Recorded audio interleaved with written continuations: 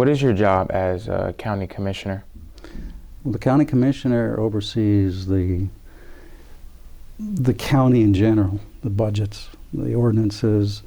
We have to do our best to make sure that the local rules are followed, the state rules are followed, and we meet every 2 weeks to discuss projects or whatever comes up on the agenda. Okay, and how will you help bring in more money into our school programs? Well, we'll work with the Board of Education. We're really separate, and we don't involve ourselves in the Board of Education. If they would ask our help and we could do something together, we'd be happy to work with them. But that would be something that's a little bit out of my realm. My realm is helping them bring income, revenue into the county so that we can do our projects. Yeah. Okay. What is your favorite thing about being a county commissioner? Oh, I love it. I love it because I can help people. Because I can help. I've been here since 1970, 54 years. I graduated across the street. And there were like 11,000 people in the county. Much different, much more rural. People did things with a handshake, very difficult to do now. Yeah. But I'm trying my best to maintain, as best I can, follow our plan, our comprehensive plan, so that we at least can maintain some of that feel that I had 54 years ago. Yeah. Yeah. What do you see as the most pressing needs for infrastructure or capital projects in the county? Well, we've passed, thankfully, the SPLOST, and this is going back a little bit, the 2017 SPLOST. At that point, we were having issues with our infrastructure, with stormwater projects like that. Yeah. We literally had one of the stormwater pipes burst while we were having a town hall meeting discussing the SPLOST. So that has been critical. We've alleviated a lot of that now by the 2017 SPLOST, and we continued with the latest, the 2023 SPLOST. But the county, which I've been proud of, when we do a SPLOST project, we put those important items on there. We've enhanced our emergency systems. Those are the things that we have to do. We have to keep providing the best equipment and education for the people who work for us. Yeah. And we have some of the best in the state, maybe the best. Yeah. Those are important, critical things. Okay, and let's see. What does the future of Fayette County High School look like? The future of Fayette County High School? Well, I hope it's going to be, this amazes me right here, because we didn't have an AV department when I was across the street. So I hope that the future is going to be technologically advanced, being on the cutting edge. I hope that we produce the top students. I mean, I'm proud of being a Tiger, and I want that to continue. Sure. And should the county be encouraging building development? Building development, like what type of building? Just commercial or residential? So the county is in a very difficult position. The county, and my job, is only to oversee unincorporated county, which means all of the territory outside of Fayetteville, Peachtree City, Tyrone, Brooks. And our job is to try and keep it as low density as possible, which is what it's very difficult to do, and that's what I've been following. So the development in the county, we're going to try and keep it low. We don't have a lot of commercial or residential, we don't have a lot of commercial or retail in the county, very little. It's mostly residential. And we're trying to maintain that part of the county, the development, commercial development, retail development, that's taking place in the cities. And that's an area that I have no authority over. But the unincorporated part of the county, South Fayette, those areas, that's what we're looking at, and that's what we're trying to maintain, that kind of atmosphere. Sure. Okay, and what are some things in Fayette County that you would like absolutely keep the same? Well, I hope we keep the friendliness. I don't want to lose it. As the bigger you get, the harder it is to do that. But people are very nice here. When you drive through your subdivision, 9 times out of 10, the people walking on the street wave to you. Yeah. That's something you don't want to lose, and it gets harder as you get bigger. But that needs to stay the same. And just that feeling of this is our home. You don't want to lose that. You don't want to come a place where people are making stops here. It's something that it's hard to describe sometimes, but when I go traveling and I come across the bridge or the river and it says, Fayette County, it's like, oh man, I'm home. I love it. Yeah. And I don't want to ever lose that feeling here. Whatever we do, we want to just try and maintain that. Okay, and what skills do you need to run for county commissioner? I think you have to be able to organize. I think you have to be able to work with other people. I think you have to understand that you're not an expert in anything, and you have to look for the right people to do the work. That's how I've always approached this. I can't run EMS. I mean, I'm not trained for it. But what I have to be able to do is identify the people who can do it. And I feel good that since I've been in this job for the last 12 years, we've hired the right people. And I know that because when I go to the conferences around the state, which are a couple of times a year for counties that they all meet together, I see the quality of our people. I'm a firm believer in continuing education.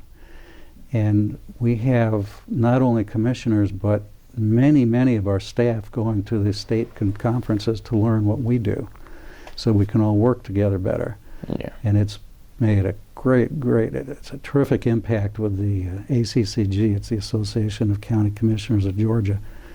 And they're holding up Fayette County regularly now as a model of how counties should try and continue to learn, continue to educate everybody from the top to the bottom. Okay. And how do you plan to ensure transparency and accountability in decision-making processes, and what steps will you take to engage with the constituents regularly? Well, as you know, we meet every 2 weeks, and we always have a public comment section. Some of those public comments get long, some of them get very long, but we listen. As far as transparency, I don't think there's anybody more transparent than Fayette County. You can call, first you can go online and find information, or you can call me. I have 2 phones. I have my private phone, my personal, and I have a phone I use for the county that I answer 9 out of 10 times, maybe 9.5 times out of 10 times. I'm accessible. The county manager is accessible. If he doesn't answer, he'll get back to you. We like to respond quickly.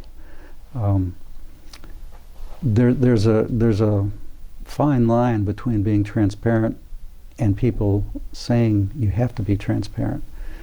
And sometimes you're looking through the glass over there and you're not seeing what's on the other side, but our glass is very clean.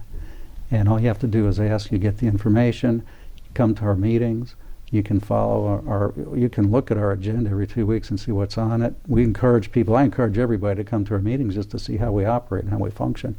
It's really educational. We have a budget that every year we do our budget. It starts in February. We have a retreat. We talk about issues we're going to be wanting to handle during the year. Then we have to have a public hearing, 2 public hearings on the budget, and people are always welcome to come, make suggestions, and let us know what they think needs to be done. But we're always ready to listen, and that's how you remain transparent. Yeah. It just be accessible. So the meetings are open to the public, like anybody can come? Absolutely. The next meeting, the last 2 meetings of the year, there's one in November, one in December, they're at 2:00 in the afternoon. There was just some thinking to make it more convenient for seniors who might not want to they might not want to be driving in the dark, that kind of thing. Well, we generally meet twice a month at 5:00. it's the best time we could come up with. It kind of is a time when it's not the easiest time for people maybe, but it's the time we get most people there that can kind of make their way there. But you can see us on live stream. You can always see it after the fact. You can watch it live. You can watch the recordings. And again, if you see something that you want to question, I mean, you can call me. You can call the county manager. He's very accessible. Call any of the other commissioners. My job, and my particular job, is to represent the entire county. My district is the entire county. And that goes back to 10 years ago when I worked and helped come up with a compromise for the county so we could have at least 2 districts to vote for every 4 years. So that's a big task, and I respond. But a commissioner's job, I believe, is not just to respond to the people in your district. I happen to have the entire county. Yeah. If I did not have the entire county, it wouldn't make any difference to me. If somebody called from outside my district, I would answer, and I would see if I could help. Being a commissioner is wanting to be responsible to the people, all the people who live in the community. Yeah. Mm-hmm. What advice would you give to anyone who would like to pursue a pathway into being a county commissioner? Well, the first thing I would suggest is to come to our meetings. It's extremely educational, and it's educational from the fact that you can see the result of a lot of work. First of all, because what comes to us to be voted on, there's already been a lot of work put into it. But you can see what we do, what we have to deal with and manage. You can see the reaction. Sometimes we have a lot of people coming, sometimes we don't. One of the hardest things, and I think it's important that people understand this, and by coming you'll see this, one of the hardest things for a commissioner to do is to follow the plan. And we have a land use plan. People will come, they might want to rezone a piece of property. It might be a good idea, but it's in the wrong place according to the plan.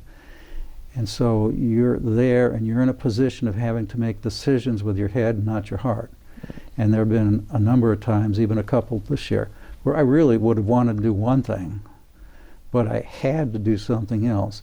And I think it's good for people, especially young people, to see that what goes on in the meeting is a reflection of what goes on every day. And it's not the easiest thing, but it's rewarding. It really is rewarding.